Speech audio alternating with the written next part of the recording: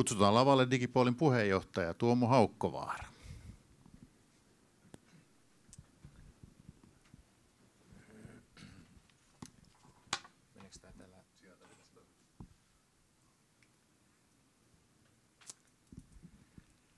Joo, kiitoksia kaikille puhujille, panelisteille ja osallistujille täällä ja verkossa. Ja mä lyhyesti käyn läpi, että mitä minä nostaisin tästä aamupäivästä esille ja mikään tämmöinen IT-liittyvä tilaisuus ei ole mitään ilman, että puhutaan generatiivista tekoälystä, niin hieman pari sanaa siitäkin.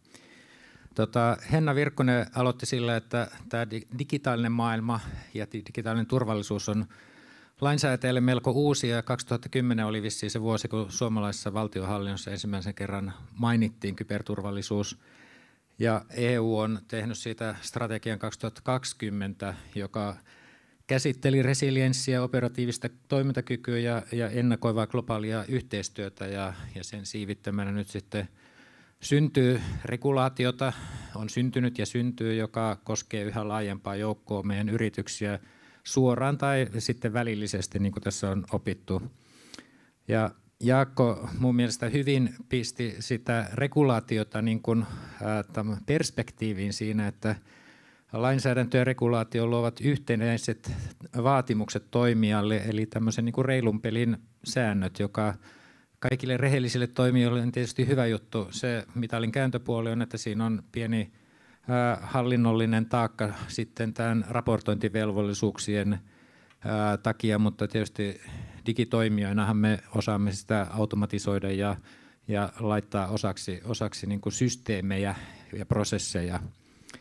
Mutta että tämä EUn digitaalisen regulaatiosuurvallan maine niin ei ole pelkästään niin kuin huono asia tässä. Mika Laaksosen tämä malli, tai siis KPMG, jos mainostan tässä, tämä Cyberin ESG 10 pointin malli, niin mun mielestä on oiva tämmöinen, että lähestyminen tämä on monasti liian amebamainen, että ei tiedä oikein mistä tarttuu, niin on hyvä olla joku rakenne, johon aletaan peilaamaan sitä omaa toimintaa. Ja se jäsentää ja jäntevöittää sitä arviointia ja sitten päästään niin kuin liikkeelle, koska monestihan tässä on se lähtöruudussa sutiminen oikeastaan niin kuin monellakin, että joo, tarvitsisi tehdä jotain, mutta mitä, niin tämmöinen framework on erinomainen työkalu. Ja Virtasen Ari nosti tämän tuloksen kaltaiseksi asiaksi johdon hallitusten agendalle, ja mun mielestä kaukoviisaasti lainsäätäjä on osakeyhtiölakia säätäessään kattanut tämän sillä, että yhtiön johdon on huolellisesti toimia edistettävä yhtiön etua. Eli jos johto katsoo muualle silloin, kun yhtiölle tapahtuu digitaalisen turvallisuuden laiminlyönnistä vahinkoa, niin sehän on selvästi lain rikkomus. Eli tämä on tänne jo sisään kirjoitettu erittäin selkeästi. Jounin pallokuva, jossa oli tämä ymmärrä, hallitse ja varmista noin lyhyesti niin tähän alihankintaketjuihin liittyen, niin on tietysti niin kuin, sanotaanko nyt sitten positiivisesti mielenkiintoista kuulla, että kaikki tässä ketjutontussa olleet yritykset eivät tienneet oikeastaan omaa verkostoaan, mikä tietysti on niin kuin monessakin suhteessa tavallaan oikeastaan niin kuin perusvaatimus. Tietysti pankkimaailmassa on tämä Know Your Clients -velvoite, mutta myös muilla ehkä on hyvä tietää, kenen kanssa ollaan tekemisissä muistakin syistä kuin kyberturvallisuussyistä. Mutta sen tilanteen ymmärtäminen, sitten siihen liittyvä hallinta ja toiminnan varmistaminen on tietysti niin kuin taaskin hyvä framework, että kuinka tätä lähdetään tekemään. Ja kun oli puhetta, että alihankkijoita on pilvin pimein ja miten tässä tehdään, niin tämmöinen tietenkin yksinkertainen kriittisyys, että aletaan niistä tärkeimmistä ja tarkistetaan niiden kohdalla ne tärkeimmät asiat ja sitten edetään sinne reunoille, jossa ehkä sitä vahinkoakin voi tulla pikkusen vähemmän. Ilkan ympäristö on meille kaikille kriittinen, niin kuin tiedetään, että joka kerta kun Olkiluoto 3 on vähän aikaa pois, niin pörssisähköihmiset maksaa sitten vähän enemmän sähköstään.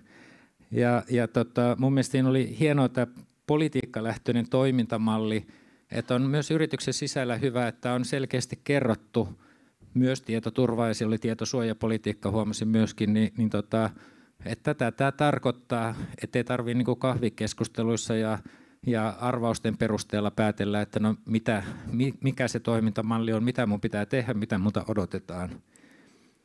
Ja myös se OT:n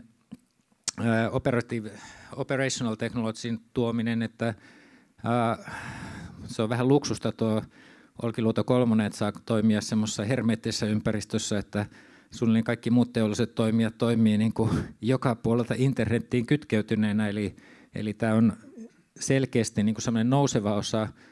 Ja mun päivätyö eli IBM:n tekemän tutkimuksen mukaan niin teollisuus on noussut esimerkiksi kiristyshaittaohjelmien ykköstoimialaksi ohi finanssin ja kaikkien muiden osittain tästä syystä, että siellä on niin kuin rima on alempana ja kuitenkin sillä kiristyksellä voi saada, että vaikkei sillä saa suoraa rahaa, niin sillä näytetään niitä lunnaita maksavan sillä tavalla, että tämä kolmanneksi suuri valtio maailmassa saa sen budjettinsa kasaan.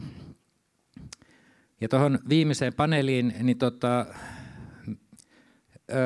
mä sanoisin, että mä oon ollut aika paljon, mä oon myöskin Boardmanin partneri muiden roolien ohella, niin tähän omistaja-hallitusjohtoketjuun, niin mun oma kokemus, että tieto ja ymmärrys alkaa olla siellä niin kuin tästä asiasta. Sitten vielä vähän arvotaan rooleja ja vastuita, mutta erityisesti on hukassa se, että jos näitä kysymyksiä, että why ja what on niin kuin selvä ja who on vähän vielä arvonnassa, mutta what and how on niin kuin vielä enemmän hakusessa. Et siihen niin kuin kaivataan näitä frameworkkeja ja malleja, että kuinka tätä lähestytään. Ja ihan positiivisena anekdoottina, niin mä olin viime viikolla yhden suomalaisen perheen omistamien 8 yhtiön tämmöinen vuosittainen kehityspäivä, jonka aiheena oli Leveraging and Protecting Intangible Assets. Ja siellä oli hallitukset, toimitusjohtajat ja tietohallintojohtajat tällä kertaa kutsuttu sinne. Ja he koko päivän käyvät läpi tätä teemaa, että miten dataa hyödynnetään, mitä siihen liittyy, mitä riskejä ja mahdollisuuksia. Ja he ovat enimmäkseen teollisia toimijoita itse asiassa, kaupan ja teollisuuden toimijoita. No sitten ihan lyhyesti generatiivista tekoälystä. Tässä on Gartnerin lupauksia 3 vuoden päähän, eli kansainvälisen BKT:n kasvu on muistaakseni 7%, tuossa se on pannut triljooniksi, kummastakaan vaikea ymmärtää, mitä ne tarkoittaa, ne on hirveän isoja lukuja. Ja ennustan tietotyön, nimenomaan meidän kaltaisen työn tuottavuuden kasvua ja siitä, että miten tämä käyttö leviää. Eli tässä on valtava arvolupaus, ja mä jo siinä yhdessä kysymyksessä käytin tätä Mario Andretti vertailua, niin se, että toi arvolupaus toteutuu, niin myös nämä riskit, jotka on käytännössä digitaalisen turvallisuuden ja vastuullisuuden riskejä. Ja tuossa on tuommoinen 11 ensimmäistä, jotka nimenomaan liittyy tekoälyyn ja nimenomaan generatiivisen tekoälyyn, niin eritelty, ja siellä on ne 3 pistettäkin, että tämä nyt ei ole niin kuin ihan kaikki, mutta että alkaen siitä, että kuka on vastuussa tekoälyn tekemistä päätöksistä ja ratkaisuista, ja onko ne tarkkoja, onko ne reiluja, tämmöinen bias-kysymys, onko ne totuudenmukaisia vai onko se tekoäly kuvitellut jotain hienosti perusteltua, joka ei pidä ollenkaan paikkansa. Miten läpinäkyvyys siihen, että millaisella datalla se tekoäly on koulutettu ja kuka sen on kouluttanut ja miten sitä on ohjattu, promptattu ja muita hienoja termejä, millä tätä kehitystä tehdään. Miten se tekoälymalli ajan mukana elää, eli tämmöinen drifti, meneekö se pois kohdiltaan vuodessa tai 2, onko se data luotettavaa, myös energiankulutus, että nämä isot mallithan vie älyttömästi, että Suomessa tehdään tämmöistä CSC:n laskentakeskuksessa tuolla Kajaanissa niin tehdään poromallia, siis laajaa kielimallia, joka erityisen hyvin sopisi suomen kielelle. Tällä hetkellä paras on Metan Llama 2, joka on myös erittäin hyvä suomen kielelle, mutta tämä poron pitäisi olla niin kuin superhyvä. Mutta se tarkoittaa, että se Kajaanin kone siellä hehkuu punaisena, kun sitä tehdään. Et kyllä se sitä energiaakin kuluttaa. Toi selitettävyys, että kuinka se päätös pystytään niin kuin kertomaan, että se perustuu näihin datoihin ja näihin lähteisiin ja tällä perusteella tekoäly on tehnyt sen päätöksen, eli tämmöinen audit rail siitä. Yleensä turvallisuus, että miten se datan turvallisuus, mallien turvallisuus, kaikki se, että pahikset varmaan rupeaa tähänkin tunkemaan itseään, että miten se hoidetaan.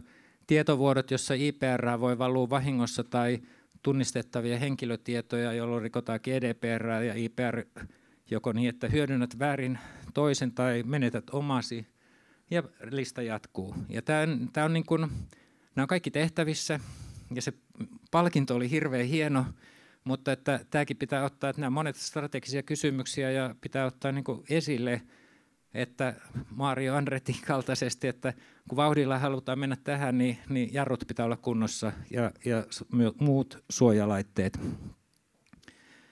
Ihan viimeiseksi mainostan Digipoolia siinä, että tässä on meidän yhteinen viestimme, Huoltovarmuuskeskuksen viesti, että fiksua huoltovarmuutta yhdessä. Ja mehän tehdään tässä tiedonjakoa, joka tämä aamu edustaa. Tuotetaan materiaalia, työkaluja. Esimerkiksi tähän johdon digitaalisen turvallisuuden arviointi on tehty Business Canvasta ja kysymyslista, jotka löytyy Digipoolin sivuilta. Sama pilvipalveluiden tietoturvalliseen käyttöön vastaavasti. Me luodaan tätä public-private partnership-verkostoja, että osataan sekä KTK on täällä ollut kyberturvallisuuskeskus edustettuna, että muut viranomaiset ja erityisesti tietysti huoltovarmuus edustaa yksityissektoria, sen käyttöä ja sitten harjoittelua. Meillä on juuri käynnistynyt Tieto 24 valmiusharjoituksen miten sanoisi, hakuprosessi. Eli kutsut ovat ulkona ja se keskittyy tällä kertaa teemallisesti energiantuotannon tuontiriippuvuuksiin ja sen digitaalisiin ulottuvuuksiin. Jos olette saaneet kutsun tai teidän organisaatio, niin harkitkaa tämmöistä ei-teknistä, vaan nimenomaan kriisijohtamisen harjoitusta, joka on ainutlaatuinen maailmassa. En tiedä, että missään muualla tällaisia järjestetään. Ja saanut aina erittäin hyvän palautteen, että siihen se huipentuu sitten 24 syksyllä tämmöiseen intensiivivaiheeseen, jossa sitten harjoitellaan todenoloisissa tilanteissa, jota toivottavasti ei koskaan kohtaa. Ainoa huono puoli on, että edellisten harjoitusten nämä dystopiat on melkein jo toteutunut, että siinä mielessä tietysti siihenkin täytyy varautua. Mutta näillä sanoilla niin mä kiitän kaikkia osallistujia paikalla verkossa ja erityisesti puhujia ja pidetään tämä Suomi digitaalisesti turvallisena.